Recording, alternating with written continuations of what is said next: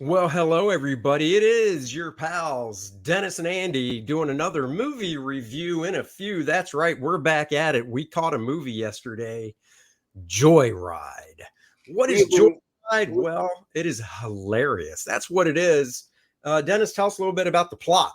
Yeah, we've been waiting for this movie to come out, but this one takes place, and it's about four really unlikely friends who wind up embarking in a once-in-a-lifetime journey. Audrey Park, or Ashley Park, her character's name's Audrey. She's got a business deal in China. She's got to close it. It goes sideways, so she needs to go find her biological mother in China. So she enlists the aids of her friend Lolo, played by Sherry Cola, Kat, who's her college buddy, who's played by Stephanie Sue, and basically it's Lolo's cousin, Deadeye, played by Sabrina Wu. And they wind up traveling across the country together. It's almost like planes, trains, and automobiles in a way. It's got humor. So Lola and Audrey meet in 1998 as very young children, about 5-6 years old, maybe 7-year-old kids. Basically, Lola's parents, who are Chinese, and of course, the daughter, Lola, is Chinese, move to this city, and they go to this playground, and it's all just white people. So they make some jokes. They're funny. And then this other white couple shows up and says, hey, and this was all in the trailer. This is a spoiler-free review, but they're basically like, hey, are you guys new here? And right out of the gate, the Chinese family thinks, oh, great, here it comes, because we look different. And they're like, would you mind if our daughter played with yours? And they're like, Audrey, say hello. And Audrey walks around from behind her white parents, and she's a little Asian girl. So they want the two kids to play together because their child, who they adopted from China, stands out in the community as well. So these girls become lifelong friends. And, you fast forward, like Dennis said, and Audrey is a big time lawyer now. Lola is an artist that lives. I actually thought this was cute. She lives in Audrey's backyard, and basically, and you're seeing this a lot now, believe it or not, it's a trend you see online. And I've actually looked into them. People take these like 10 by 12 sheds, not the plastic ones, but the wood sheds, and they deck them out with electricity and drywall and insulation, and they make offices in their backyard, or they'll make like a little man cave or a she shed, or in this case, a tiny home. And Lola lives in this tiny home in Audrey's backyard. And Dennis, that was a great comparison to like The Hangover. It's not a wedding. It is a business trip to China, and things do definitely go awry. The one thing I liked about this movie, it is rated R. It is I would say it's a hard R for some of the scenes in the movie. Oh, it is. This is by the way, this isn't just a comedy. For those of you who are thinking about bringing your kids, this is a raunch comedy. And when I mean raunch, this is probably one of the most raunch that we have seen. It makes Bridesmaids and Hangover and all those movies are very tame by comparison. Well, you know what it reminded me of? Good Boys. Yes, but okay. it really kind of took me back in time to the 80s, when there was that period of time of Revenge of the Nerds, Porky's, and movies like that were R-rated, raunchy comedies that were hilarious, and you're like, wow, that's in a movie. I actually went to American Pie right around 2000-ish. American Pie. Because that was the same thing, they're just slightly older, but they wind up having to traverse their way through China in order for her to close her deal and get her promotion. I mean, that's basically the entire movie, and so many things wind up happening. And one of the great scenes that you've seen from the trailer was the drug scene that is very visible on there. And I'm like, wow, did they just show the best part of the movie? Oh, it's much, much more detailed than what they showed in the trailer. Hilarious, probably the best part in the movie. But what this movie had for comedy, I would say a lot of comedies, you're like, oh, I hope this works, or I chuckle. This one had far more laugh out loud moments where I had tears in my eyes because I was laughing uncontrollably. I would say for me, it was 75-25, 70-30 jokes hit. And that's Oh yeah. really Oh, a they really landed. solid percentage to hit. The ones that didn't were like, but I was still laughing at the last one. And all of the jokes had meaning in this. They wound up coming full circle back, which was great. It wasn't a one and done or just a cheap laugh. A lot of these things had consequences later in the movie. It was Right. great. It was well done. And the other thing too is, and I was a little surprised by it. I mean, the ending, everything's going to wrap up and resolve and be all fine and happy. You know that with movies like this.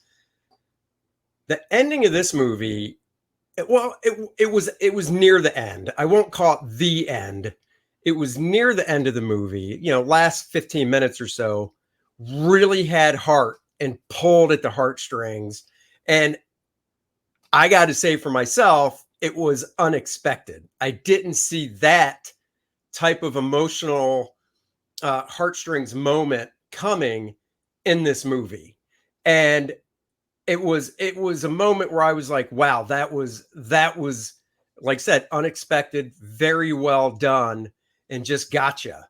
I I I enjoyed it a lot more than I thought. I thought going in, we've seen so many red band trailers for it, which is another thing that kind of scares you a little bit, because when you see red band trailers for a movie these days, you kind of get the feeling like, uh-oh, they don't have enough confidence to put out just the regular green band trailer.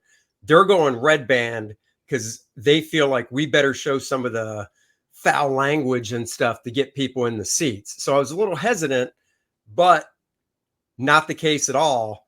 I thought they really did a nice job connecting everything. They really kept upping the stakes, which you want to do in a comedy. In situational comedies and comedies, you always want to basically have the characters go from one, we're in the shit moment, how do they get out of it, to they get out of it, and then, oh crap, we're in another, we're in the shit moment, how do we get out of it? And that's exactly right. And that is the part where it reminded me of The Hangover, because The Right. Hangover was very successful because it kept successfully upping itself all the way up. This movie did it, and did it very well. And my wife went and saw it with us, and same thing at the end. I agree with Andy. There was an emotional tug on your heartstrings. There was this compassion. There was this, you can call it the hero's journey, the self-awareness journey, and it tied it together with very high level of emotion that you're like, wow, from a comedy, congrats. This movie worked on almost every level. I was very surprised. I figured it was going to be cute and fun with a few quirks. Far exceeded my expectations. This is a movie you actually should go see. This was very well done. And Seth Rogen can be very funny, and I know he's a producer on it. I'd be curious to see how much involvement he had. But this hit on so many levels. So if he had a hand, this was better than a lot of his stuff that he's put out lately. Well, the other thing too is, usually, like you said, Bridesmaids was good, but it was also kind of like, oh, look, they're doing a female version of The Hangover, right? Yep. And it did work, and it was funny. This movie, however, with the concept not being like, oh, they're doing a female version of this movie that these guys did with the same concept, there isn't any of that. And even, it's an all female cast, and I thought all the actresses did a fantastic job. The stuff that they did, while it was raunchy, I never thought to myself like, oh, these girls are just whores acting that way and stuff. No. I never thought that way. I was just and like, I could see, look, they're people. They're all individuals with their own problems and stuff. And each of them, in the circumstances that they got into, were different in their own way, which I thought was nice. I thought all four actresses, actually all the characters, even the secondary characters, were great. Um, and all four friends are completely different characters. That is the other thing that really made this movie work was, Audrey's the striving to be perfection, fitting in the male-dominated world and becoming a partner and a lawyer. Stephanie, her character Kat, winds up being a successful, basically, she was in like C-dramas, Chinese dramas, and she's a successful Asian actress in China. Yeah, Lolo's a starving artist, and Deadeye she's got emotional issues, she's got character issues, she's got interaction issues. She's the strange Deadeye, but they all work. Deadeye is definitely on the spectrum.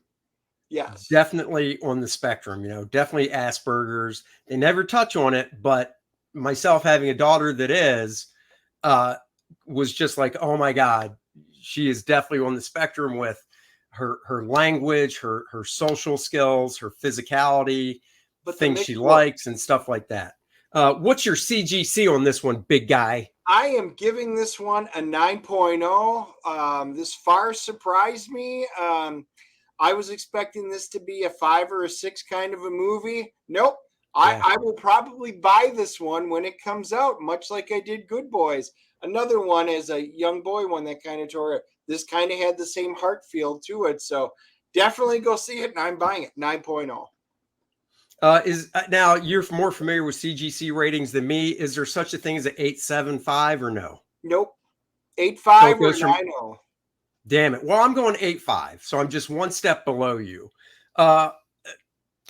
Reasoning behind my 8.5, I don't know. I think a 9.0 is just so close to being not necessarily perfect, but it's a hard one. I don't like to just toss those around. So I'm going 8.5, which I still think is a very healthy score. I don't own movies, so when I say I'm not going to buy it, that's not a bad thing. I just don't buy movies. If it's a movie I liked, I'll watch it again when it's on TV or something. I don't really rewatch a lot of movies anyhow, because my mind usually goes to, I can rewatch this, which I really enjoyed, or I can watch this, which I've never seen, and that's what happens. Well, but I really enjoyed it. I like the chemistry, so. Yep. IMDb's giving it a 7.0, popularity of an 84, and on Rotten Tomatoes, critics are at a 91 and audience is at an 85. So one of the few times the critics and audience apparently agree. They all like this one. Go check it out. Let us know in the comments what you guys think of it. If you're in the mood for just letting it loose on an afternoon and having a fun time, this is the movie you'll want to see. And Kor-Drath is the book you'll want to get for the same reason. 76 pages of action. That'll take you a nice afternoon to pour through as you read the story, look at the gorgeous art, if I say so myself. And you want to get it. 76 pages. Kor-Drath, his girlfriend, sorceress Adriana, have to go out and find out, solve, I should say, the mystery of who slaughtered his tribe. And was it for anything more than just shits and giggles? Was it like, hey, let's go slaughter this dude's tribe? Hell no, there was a lot more behind it. Read the book and find out what. 5 different covers to choose from. It's like Burger King, have it your way. Get all the covers. Pick one that you really like. And on checkout, pick another one. If you want one or more, you can customize your order. Read the first 8 pages here. Click Kor-Drath.com, the link below, to read the first 11 pages. And I think you'll come away going, that is an awesome book. I need to get it, especially if you're an Andy Smith completist. I mean, 32 years in the business. You got to get this one. Dennis has crafted a fine tale, if I do say so myself, and he's busted his chops on as I'm scrolling quickly. I'm doing it so you go slow down, go to the campaign and scroll at your leisure. He crafted this gorgeous. Oh, look at that. You can get an artist edition oversized hardcover, but you can get the game. What is this all about, my friend? Well, for those of you who don't want to just read a book, you can expand your experience by playing the role-playing game. It takes place in the Mirador Mountains, which is what's in the book, but you get to do a lot more. You can play your own characters and make it up. You can interject the playable characters that we have, but you get to learn more about the tribes and settings and what's going on in the world. The two marry each other very well, so you really should pick up both. There you go, guys. This has been another movie review in a few. Thank you for your continued support. Like, subscribe, and share. And go back, Kor-Drath The Reckoning. Now we're creeping up on 90,000. We're over 86 because we did run another campaign a few months back. So if you total the two, we're over 86, going towards the $90,000 stretch goal of the Necronite playable character card that you can play in this game or another of your favorite role-playing games, because you can convert the stats easily. So check it out, guys. Thank you for joining us on this movie review. In a few, we'll be back next week with another one. This coming Wednesday on the Dennis and Andy Show at 5 p.m., we have Michael Bancroft talking about his new project. He's from down under. That's Australia. Crikey! Maybe we'll drink a Foster. Who knows? Join us then. We'll catch you guys later. Bye-bye, everybody.